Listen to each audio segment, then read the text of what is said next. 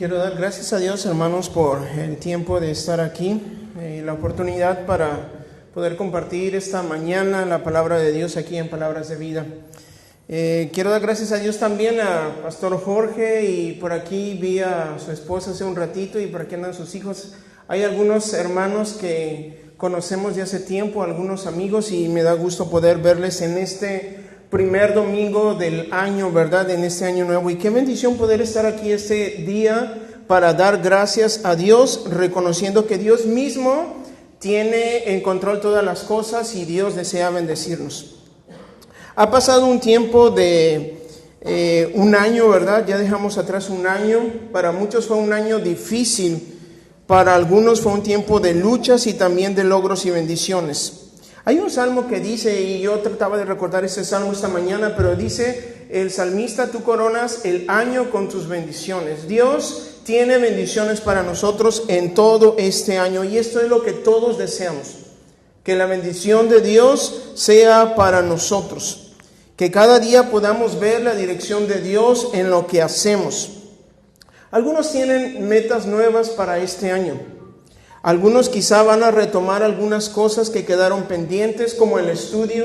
Algunos van a iniciar, ¿verdad? Como yo, la nueva dieta, ¿verdad? Vamos a iniciar este año de nuevo con la dieta, con ejercicio. Vamos a buscar a hablar inglés, vamos a pensar en algunas cosas, ¿verdad? Pero todos queremos que este año sea una diferencia para nuestra vida. Y cuando pensamos en todo esto, hermanos, entonces podemos preguntarnos: ¿qué es lo que necesitamos hacer en este año? ¿Qué cambios debemos emprender este año y qué cosas necesitan continuar para nuestra vida en este año? Me gustaría que podamos ir de nuevo en esta mañana a la carta a Colosenses. Colosenses en el capítulo 4. ¿Han ustedes estudiado acerca de Colosenses durante un tiempo? Hace quizá algunos 2 meses tuve la oportunidad de estar aquí también con ustedes. Colosenses capítulo 4, verso 2 al 6.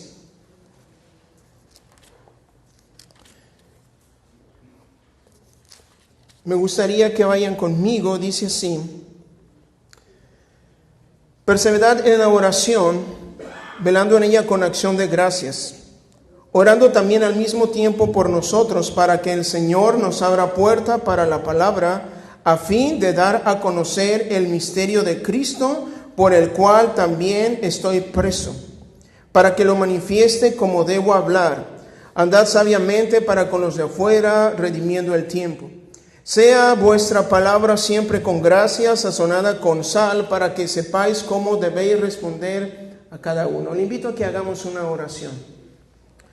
Señor, queremos darte gracias porque nos das, Dios, el privilegio de estar aquí en tu casa, Señor. Te damos gracias porque podemos buscar tu dirección, porque podemos clamar a ti, Señor, y es nuestra esperanza, Señor, y es nuestra fe que estás con nosotros, Dios. Así que queremos rogar, Señor, que en este tiempo nos permitas escuchar tu palabra, Dios, y que nos permitas también, Señor, entender y reconocer de qué manera nuestra vida, Dios, debe hacer una diferencia, Señor, en donde tú nos has puesto. Padre, habla con tu palabra, Dios, de acuerdo a tu propósito para cada uno de nosotros, Dios. En el nombre de Jesús. Amén. Pablo está llegando al final de su carta. Él nos ha compartido acerca de la inigualable vida que Cristo nos tiene guardada en sí mismo.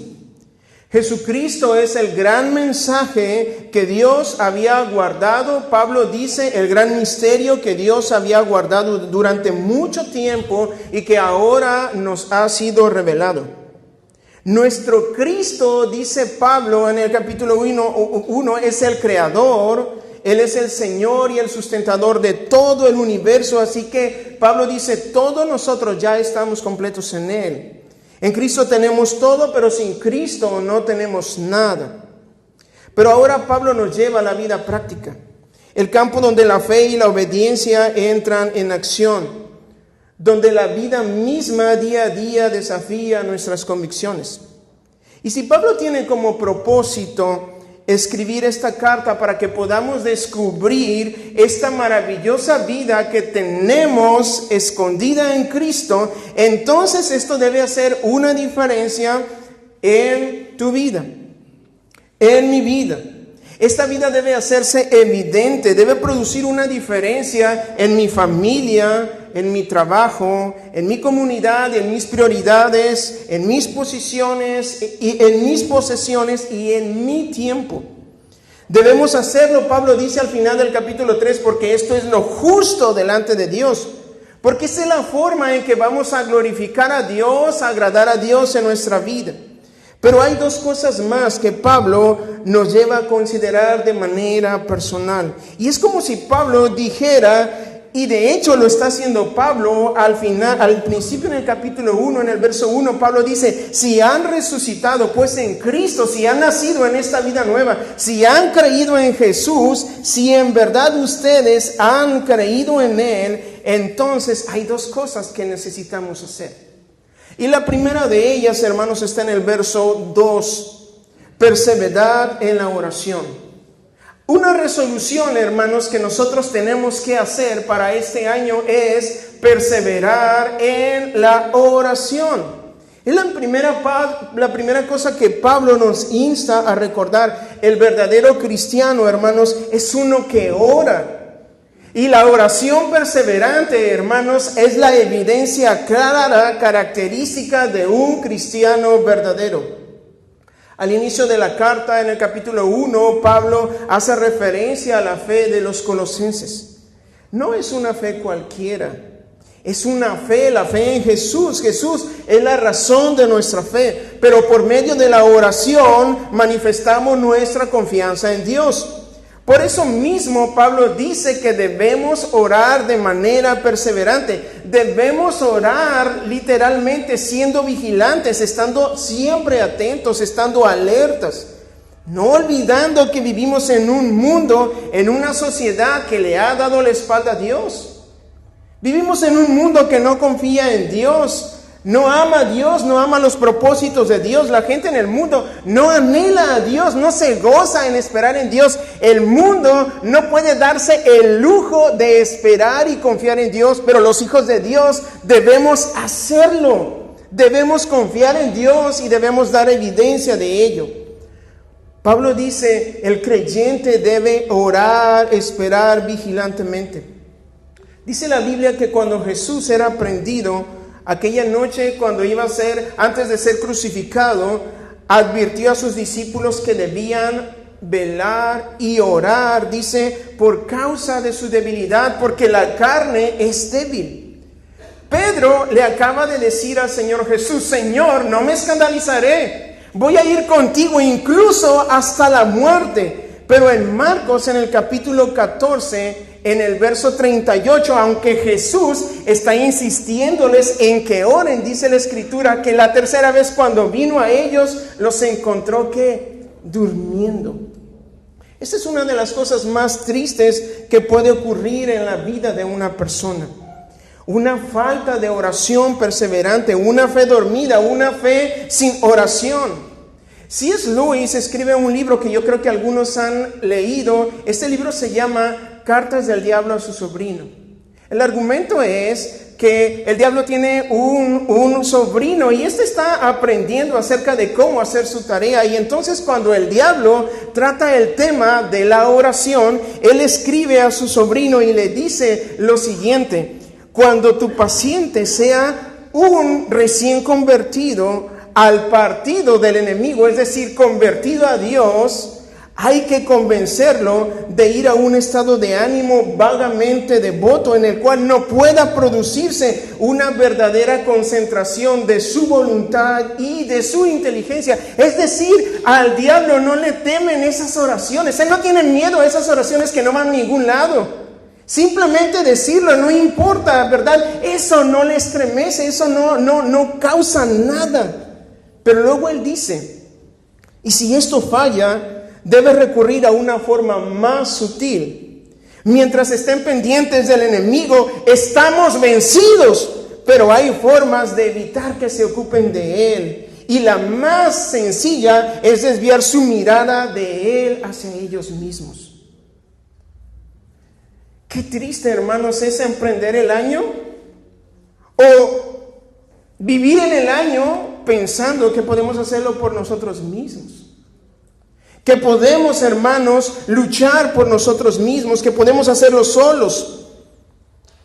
Muchos dirán, no, pastor, si todos sabemos, hermanos, por eso estamos aquí, confiamos en Dios, porque Dios puede ayudarnos, venimos aquí para pedir bendición de Dios. Pero yo quiero hacerte esta pregunta: si realmente confiamos en Dios, ¿en qué manera nuestra confianza en Dios está siendo reflejada por nuestra vida de oración perseverante? Es decir, del 1 al 10, ¿en qué manera esta oración que persevera está reflejando nuestra verdadera confianza en Dios? Pablo dice, deben orar perseverantemente.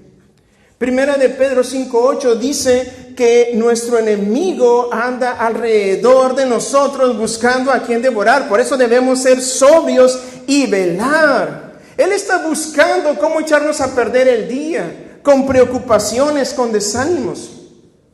Y Pablo no está diciendo simplemente oren. Él no dice solo oren. Él dice oren como de manera perseverante. No dejen de orar, no dejen de insistir, continúen orando y háganlo vigilantemente. Oren de manera persistente, oren firmemente, prestando atención. No se trata de que lo único que vamos a hacer en la vida, hermanos, es orar. No podríamos cumplir lo demás que Dios pide de nosotros.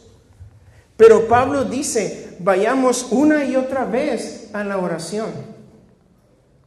Perdón por la comparación. Y no volteen a verse a nadie el uno al otro. ¿Quién se bañó el lunes? ¿Quién se bañó el martes? ¿Y el miércoles? A lo mejor el miércoles dijeron, no, hace mucho frío, es año nuevo, ahora no. Y el jueves, pero todos los días vamos y nos bañamos. Todos los días vamos y comemos, todos los días vamos y nos cepillamos los dientes.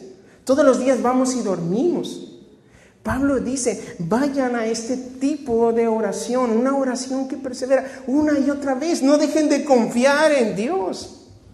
Sean como aquella viuda del libro de Lucas 18, que iba ante el juez injusto, que no tenía temor de Dios, no tenía amor para nadie, pero ella iba día y noche, hasta que un día este juez dijo, le voy a hacer justicia a esta mujer, no sea que viniendo constantemente me colme la paciencia. Pero al final Jesús dice, y escuchen esto, ¿acaso vuestro Padre que está en el cielo no responderá a sus hijos que claman a Él de día y de noche? Este es el secreto. Jesús dice, busquen, toquen, llamen, oren, perseveren en la oración, porque la oración cambia las cosas. Me temo que la oración, aunque todos escuchamos de ella, es algo que solo unos cuantos logran tener éxito en su vida. La oración persistente es una de las cosas que más frecuentemente son descuidadas en la vida de un cristiano. Pablo lo sabía y por eso dice, perseveren en la oración. Ustedes que han creído, perseveren en la oración. Ustedes que quieren que su vida haga la diferencia, perseveren en la oración, porque los hijos de Dios creen y los hijos de Dios oran. Porque a lo largo de sus días durante este año, déjenme decir una cosa. Aun cuando usted mantenga su confianza en Dios, y de hecho debemos hacerlo, habrá días que las cosas vayan mal. ¿Se ha levantado usted orando a Dios y de repente va a planchar la ropa de sus hijos y la plancha se le descompuso? Usted de repente se levantó un día orando a Dios para ir al trabajo y va a prisas y el carro no quiso ¿qué? Encender. Pero Dios dice, oren, oren. En medio de su afán, en medio de todas las cosas, dice Dios, debemos orar. Debemos hacerlo. Mateo 6:8 dice, Cuando oren, no sean como los que oran, pero no creen. Oigan, hermano, pero si Dios ya sabe lo que necesitamos, ¿cierto? Dice la Escritura ahí al principio, creo en el 6:5, Mateo dice, no sean como los hipócritas. Más adelante en el final dice, porque vuestro Padre que está en los cielos sabe de qué cosas tenemos que necesitar. Entonces, ¿para qué orar, hermanos? Si Dios ya sabe lo que necesitamos, ¿cierto? Así piensan algunos. Esta semana estaba con un hermano y decía, no, es que yo no quiero orar por esas cosas. Yo quiero orar por cosas más importantes. Pero por alguna razón, ¿verdad? Dios dice que debemos orar, aunque Él sabe lo que necesitamos. Porque la oración, hermanos, nos ayuda a recordar que necesitamos de Dios. Mateo 6:8 dice, cuando ores no seas como los que oran, pero no creen, no busquen ser reconocidos, no usen vanas palabras. Ese era uno de los peligros en la iglesia de Colosas. Había muchos que decían muchas palabras rebombantes y ellos creían que iban a ser escuchados por eso. Palabras esotéricas, palabras místicas. Pero la advertencia de Pablo es, busquen a Jesús. Busquen la bendición de Jesús. No traten de impresionar a Dios. Dejen que Dios los impresione a ustedes por medio de la oración. Mi esposa me ha dicho que las oraciones, la oración de un cristiano que persevera es una de esas cosas que jamás caducan en esta vida, no tienen fecha de caducidad. Josh Mueller, uno de los grandes hombres de Dios, pasó más de 20 años de su vida orando por sus 3 principales amigos, por la conversión de ellos. 2 se convirtieron. Pero uno de ellos se convirtió después de que George Mueller había invertido más de 20 años orando por su conversión. Debemos orar de manera perseverante. Nuestras oraciones siguen delante de Dios. Dios dice debemos ir una y otra vez a la oración. Pero Pablo dice algo más en cuanto a la oración.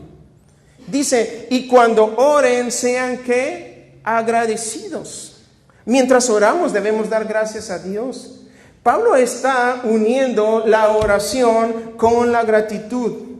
La falta de gratitud, hermanos, es una de las tentaciones más constantes para nosotros. Va a ser una de las tentaciones más constantes para nosotros en este año. Ya sea que las cosas nos marchen de maravilla, o ya sea que Dios se reserve el hecho de ponernos en una situación donde hay mucha prosperidad para nosotros. La Biblia dice debemos ser agradecidos. Debemos ser agradecidos. Ser agradecido nos recuerda que debemos estar quietos en Dios. Un cristiano inmaduro es aquel que ora y se queja cuando no obtiene lo que desea, ¿cierto? Por eso Pablo dice, ustedes deben orar dando gracias. Deben hacerlo así. Señor, pero es que yo te he pedido un carro nuevo. A ver si este año me lo das. Señor, no me diste el carro que yo te pedí el año pasado. Señor, no he podido comprar la casa que desea. Tal vez tienes una casa donde estás ahora y debes de dar gracias a Dios por ello. Señor, quiero otro trabajo. Tal vez Dios quiere enseñarte algo ahora donde tú estás. Pablo dice, debemos dar gracias a Dios. Sean conocidas vuestras peticiones delante de Dios con toda oración y ruego, dice, con acción de gracias. La oración nos pone en el lugar correcto, pero la gratitud nos pone en la actitud correcta. La Biblia nos recuerda que muchas veces mientras oramos no sabemos lo que pedimos. No sabemos lo que es conveniente para nosotros, pero Dios sí lo sabe, así que debemos de dar gracias a Dios. Debemos de dar gracias a Dios porque Dios sabe lo que conviene para nuestra vida. Algunos piensan, hermanos, me he topado con personas que piensan que si un cristiano mantiene una vida de oración activa, mantiene sus devocionales diarios, toda la vida va a resultar como viento en popa, ¿cierto? Es más, ¿cuántas veces hemos escuchado y quizá lo hemos dicho, debemos de tener cuidado? Ora para que todas las cosas que te vayan, para que todas las cosas te vayan bien. A veces lo decimos. Y hay algo de cierto en esto. Pero qué terrible, hermanos, porque hay un problema en esto. Cuando no es así, cuando las cosas no funcionan como uno espera, estas personas se molestan con Dios. Dios dice, den gracias a Dios en todo, mantengan la oración y den gracias. Debemos de dar gracias porque aún no conocemos, hermanos, el final de la historia. Porque aún no sabemos, hermanos, lo que Dios está haciendo mientras Dios continúa trabajando. Debemos de dar gracias a Dios porque Dios tiene todas las cosas bajo su control y aunque todas las cosas parecieran ir en contra, Dios cumplirá su propósito. Así que, hermano y amigo mío, este año no se olvide de dar gracias. No se olvide de ser agradecido, demuestre su gratitud para con Dios, ore y sea agradecido con Dios. Había una vez un orador que todos lo conocían porque era un hombre muy agradecido con Dios. Lo invitaron a predicar esa noche, era un hombre muy humilde. Tuvo que caminar un tramo muy largo para poder llegar a la iglesia. Y cuando iba camino a la iglesia, de repente vino un aguacero. Y llegó mojado a la iglesia. Y antes de comenzar a predicar, él oró de esta manera y dijo, Señor, te doy gracias porque no todos los días son como este. En medio de cualquier situación, necesitamos aprender a dar gracias. Los hijos de Dios oran y los hijos de Dios son agradecidos. Pero Pablo nos lleva más allá de nuestra vida personal en la oración. Él escribe, acuérdense de mí también en oración. Acuérdense de todos aquellos que se esfuerzan por causa del Evangelio. Debo decir algo, hermanos, que muchos de los que estamos aquí, si no es que todos, somos en parte producto de la oración de alguien. Tal vez su hijo oró cuando vino a la escuela dominical hace 20 años. Tal vez su hermana oró por usted, tal vez su vecino dijo, hay un vago que está aquí, hay alguien que toma todas las noches, hace mucha música, escándalo los fines de semana, y él oró por usted, quizá usted no lo sepa. Pero la mayoría de nosotros somos producto de la oración de alguien. Y Pablo dice, oren por todos aquellos que están trabajando en compartir el Evangelio. La oración, hermanos, es la respuesta a la resistencia de muchas personas, de muchos corazones. Pablo nos surge a orar por el avance del Evangelio. Él no está pidiendo oración por sí mismo. ¿En dónde está Pablo cuando escribe esta carta? ¿En dónde estaba? ¿Estaba en dónde? En la cárcel.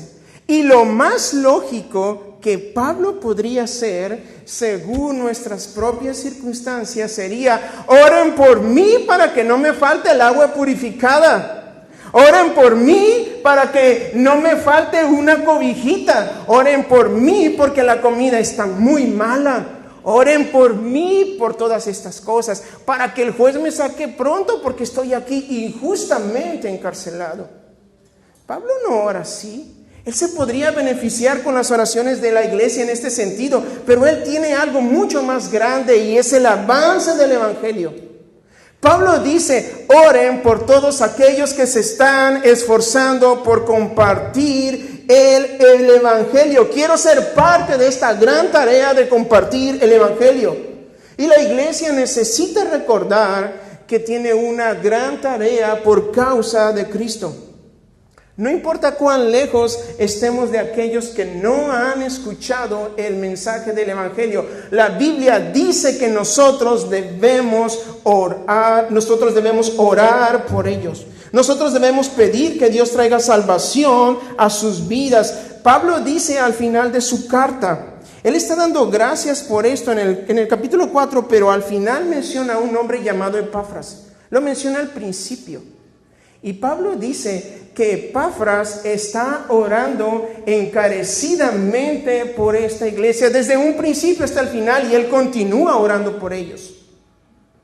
Y de alguna manera Pablo está diciendo lo siguiente: únanse a las oraciones de este hombre, que se esfuerza constantemente para orar por causa del Evangelio. Únanse a él y únanse conmigo para que el Evangelio de Cristo sea conocido. Hace algunos años, David Platt escribe un libro llamado Radical. ¿Alguien leyó este libro? En uno de los capítulos, David Platt dice: ¿qué pasaría si nosotros invirtiéramos, creo era el 2% de nuestro tiempo, de nuestros recursos y de nuestras oraciones por causa del Evangelio? ¿Qué sucedería si todos nosotros pudiéramos hacer esto? ¿Qué pasaría, hermanos, si nosotros, en vez de enfocarnos, lo cual es bueno, orar por nosotros, por nuestras necesidades, por nuestro trabajo, por nuestras enfermedades? Eso es muy bueno. Pero ¿qué pasaría si nosotros cambiáramos el enfoque de centrar la oración en nosotros mismos y orar por aquellos que no han escuchado el Evangelio? ¿Qué pasaría? Nuestra vida, hermanos, sería distinta. En las manos de Dios, hermanos, nuestra vida sería completamente distinta. Debemos orar para que Dios abra puertas a aquellos lugares donde el Evangelio no es proclamado. Necesitamos orar por aquellos hombres y mujeres que están llevando el Evangelio lejos de su casa, lejos de su comodidad, lejos de su seguridad. Necesitamos orar por aquellos que dedican su tiempo para equipar siervos, ¿verdad? Como Jorge, que está equipando a otros en lugares lejanos. Necesitamos orar por ellos. Muchos misioneros han dicho que ha sido exclusivamente la oración de aquellas iglesias perseverantes lo que ha traído bendición y fortaleza en momentos de dificultad en sus vidas. ¿Saben qué es, hermanos? No es precisamente las ofrendas que enviamos. Es las oraciones lo que le sostienen. En una ocasión yo estaba en una iglesia pequeña, estamos iniciando, y había una hermana que no podía ir a la iglesia, estaba muy enferma, siempre estaba enferma. Y un día yo fui a visitar, y era una de esas ocasiones, ¿verdad?, en que sientes que estás solo, que que sientes que nadie está contigo, que nadie te comprende. Y esa vez yo fui a casa de esta anciana, tenía como 92 años, y cuando llegué a su casa, lo primero que me dijo es: pastor, no he podido ir a la iglesia, pero todos los días me levanto a las 6 de la mañana.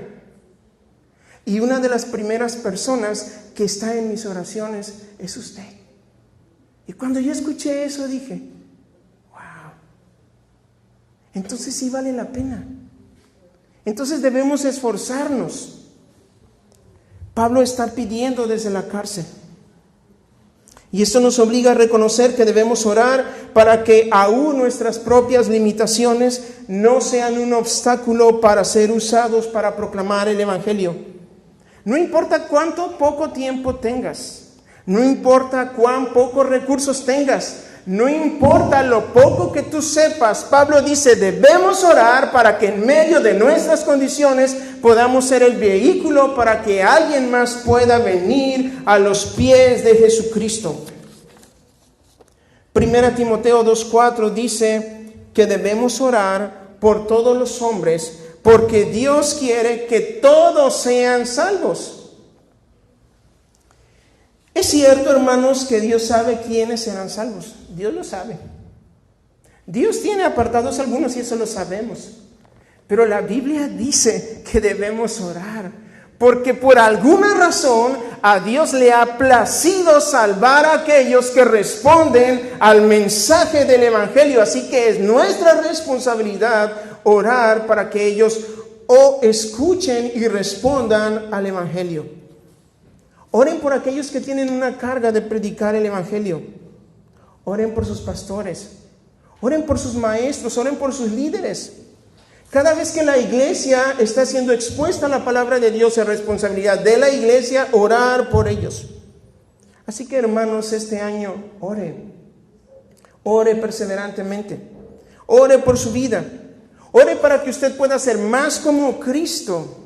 Y ore para que Dios lo mueva a ser parte del proyecto de un evangelio compartido.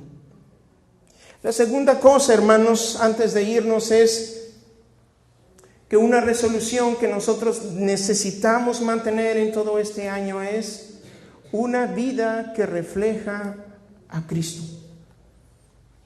Nuestra vida cuenta.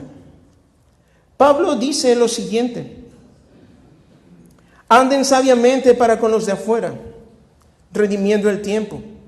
Sea vuestra palabra siempre con gracia, sazonada con sal, para que sepáis cómo debéis responder a cada uno. Nuestra vida cuenta, la forma en que vivimos cuenta. La historia nos dice que durante los 2 primeros siglos la iglesia cristiana sufrió persecución. Eran acusados de ateos porque se negaban a adorar a los dioses paganos del Imperio Romano. Pero el testimonio de ellos, un testimonio fiel, hizo la diferencia. Pablo dice aquí: anden sabiamente, compórtense con sabiduría, vivan sabiamente ante los de afuera, que los demás puedan ver su vida de manera sabia. No que ellos vean sabiamente, sino que nuestra vida sea sabia ante ellos. Nuestra mejor forma de vivir ante el mundo es siendo sensatos, mostrando sabiduría. Es posible, escuchen, que mucha gente, el único Jesús que jamás puedan conocer y ver y escuchar en toda su vida, sea el que usted y yo reflejemos ante ellos. Hay gente que jamás va a escuchar acerca de Jesús. En una ocasión, una maestra de inglés fue a ver a una hermana suya en un lugar, en una isla de por allá de China. Y entonces dice: yo iba en una avioneta para ver a mi hermana. Y entonces vi a una mujer joven. Y ella compartió algo de su vida. Y entonces yo le dije: Dios cree en Jesús, Jesús te ama. Y ella dijo, algo que me impactó fue lo siguiente, cuando ella me dijo: ¿quién es Dios? ¿Y quién es Jesús? Y yo dije: wow, eso es tremendo. Hay gente que no ha escuchado de Dios. Hay gente que no puede ver a Jesús, pero Dios nos llamó a nosotros para que ellos puedan ver a Jesús. Pablo dice en Filipenses 2, 14 al 16, que debemos ser encontrados como hijos de Dios, sin mancha, resplandeciendo como estrellas brillando ante el mundo. La credibilidad del Evangelio depende en gran medida de la forma en que el Evangelio se vea reflejado en nuestra vida, porque tu vida cuenta. Nuestra vida cuenta. Tal vez estás en la escuela y en el trabajo y muchos de tus compañeros no conocen a Jesús.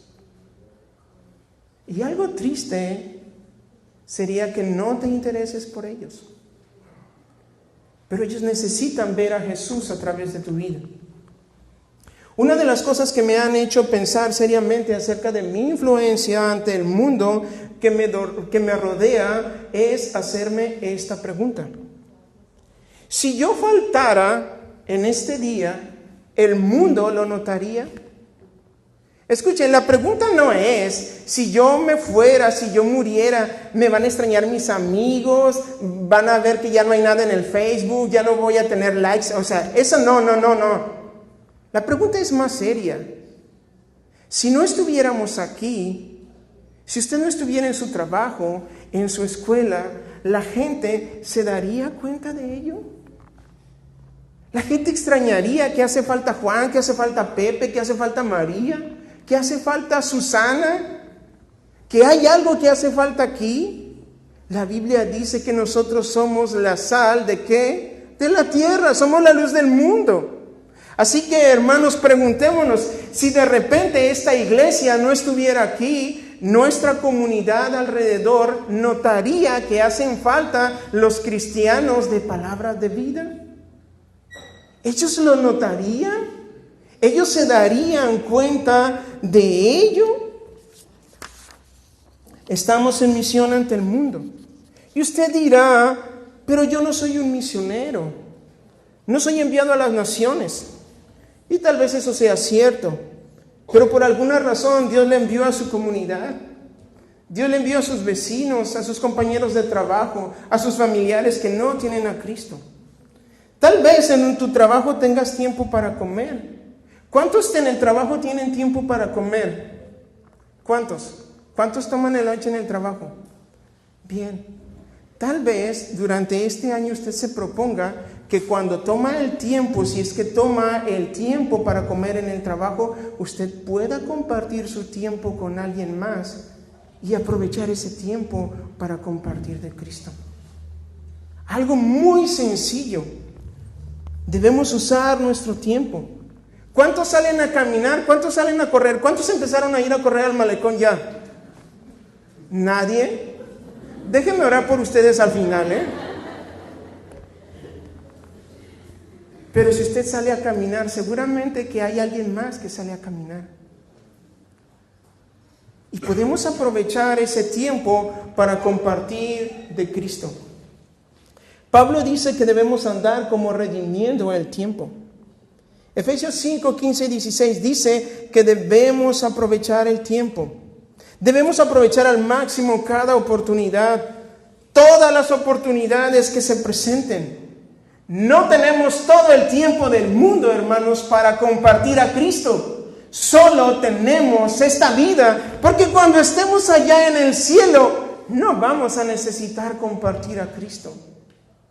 Pero mientras estemos aquí, mientras tú pases tus 5 años en la universidad, o tus 4 años en el high school, ¿verdad? O mientras tú pases quizá toda la eternidad en el mismo trabajo, será la única oportunidad que tengas para compartir a Cristo. ¿Por qué debemos hacerlo? Porque no podemos retardar nuestra proclamación del Evangelio con nuestra manera de vivir. De nuevo, Pablo mantiene este gran deseo por causa del Evangelio. Acabamos de celebrar que el mensaje del Evangelio es la mejor noticia que cualquiera pueda haber escuchado, ¿cierto? Cristo nació para dar salvación, lo acabamos de celebrar. ¿Saben qué? Necesitamos ponerlo en práctica. La gente necesita escuchar que Cristo quiere salvarnos. Verso 6 dice, sea nuestra palabra siempre con gracia, sazonada con sal, para que sepáis cómo habéis de responder. Tenemos una responsabilidad de impactar en nuestra comunidad. Hoy en día, para muchos el cristianismo es mal visto, ¿saben? El cristianismo es algo así como algo irrelevante, como algo intolerante. El cristianismo es como una opción más, pero esta opción no está en la agenda del mundo. Cristo no está en la gente del mundo, no está en la agenda de la gente del mundo. Así que nuestra manera de presentar a Cristo requiere inteligencia, requiere tiempo, relaciones, requiere oraciones, requiere testimonio.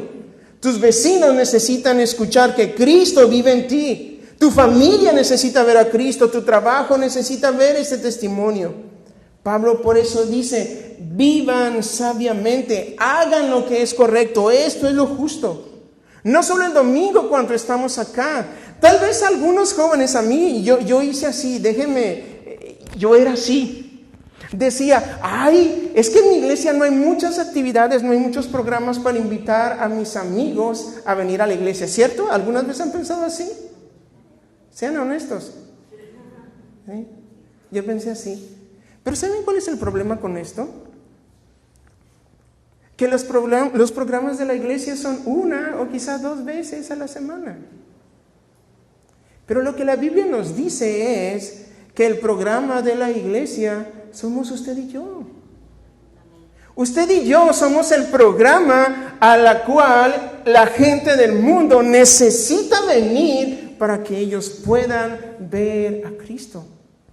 Sí podemos venirlos a invitar a un concierto, Podemos venir, invitarlos a una comida, eso sería maravilloso. Pero ellos necesitan ver a un Cristo vivo durante toda la semana de nuestra vida. John Piper escribe un libro que se llama No desperdicies tu vida. Y él hace una pregunta que me llamó la atención y él dice, ¿por qué la gente no pregunta sobre nuestra esperanza? ¿Por qué la gente no te pregunta acerca de por qué mantienes esta esperanza en Jesús? Y él dice, porque quizá nuestra esperanza en la vida se vea igual que la de ellos. Porque no nos ven con un amor sacrificado. No nos ven con la seguridad de que no necesitamos las recompensas de este mundo. Porque quizá ellos nos ven tan ajetreados y preocupados como ellos mismos.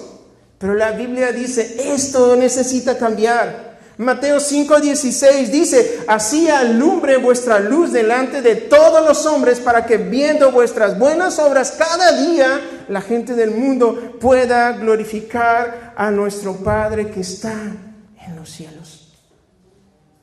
Así que, hermanos, 2 resoluciones para este año. Pablo está en la cárcel y él está contento porque su vida ha hecho una diferencia. Y él ora por la iglesia. Y él dice, quiero animarte para que tú ores también. Quiero orar para que tú te animes a decirle a Dios en este tiempo que Él haga la diferencia en tu vida. Hermano, esto no era lo que yo esperaba escuchar durante 35 minutos aquí. Yo esperaba escuchar que Dios tiene cosas grandiosas para mí en este año, que voy a poder cumplir la universidad, etcétera, etcétera. ¿Sí? Mientras hacemos todo esto, necesitamos orar y necesitamos testificar de Cristo. Y Dios se encargará de todas las demás cosas.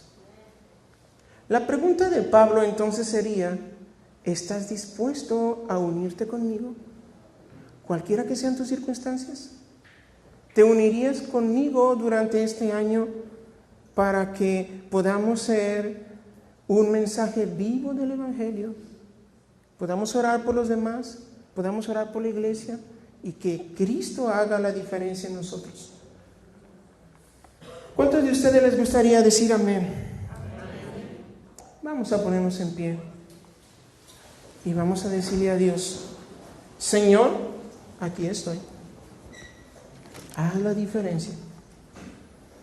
Dios, queramos darte gracias, muchas gracias, Dios, por este tiempo que tú nos das.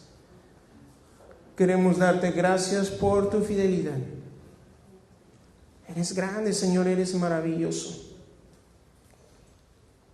Pedimos, Dios, que nos permitas comprometernos contigo. Ayúdanos, Dios, a dejar de concentrarnos en nosotros mismos. Ayúdanos a invertir del tiempo que tú nos das, Señor,